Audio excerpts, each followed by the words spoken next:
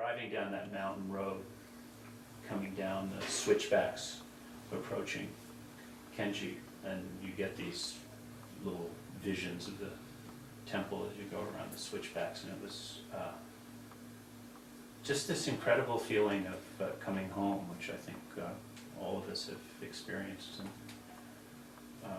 either going there or coming here.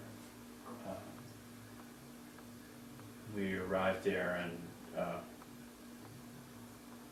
saw Maharaji rather immediately because he was out, and I think that we were probably so much out of our bodies that he decided that we needed to get grounded, and he sent us off to be fed fairly quickly thereafter. And I recall eating 3 huge piles of those potatoes on a leaf plate, and I think 17 puris.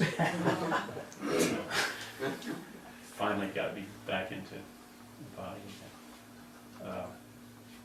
And that was and the person who was feeding me was a devotee from Nainital named Dwarka Sa, and his last year his daughter came to visit us in Long Island with her son, so this is like really going on through the generations. What did he say?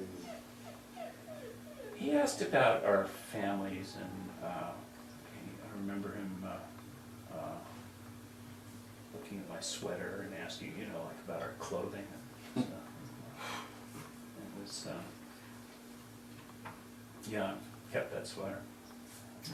He would only allow us to come kind of once or twice a week, and we were at that point into following his instructions, which later went by the boards, I guess, in many cases. So we would go for darshan at Kenchi, and then he would say, come back on Thursday or Friday. And we would be stuck in Nainital at the Evelyn Hotel, whiling away the time. And we would come back to Kenchi to see him, and that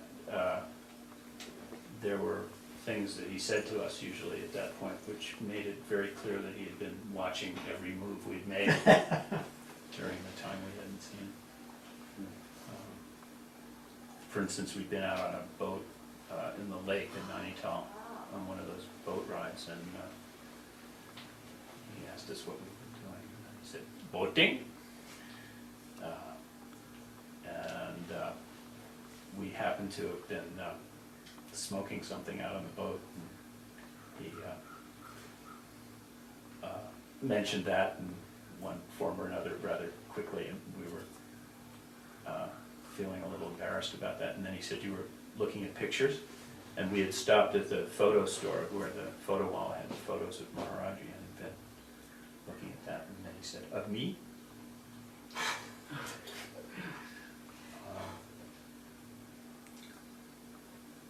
That was one of those little morsels that just melt you down slowly but surely.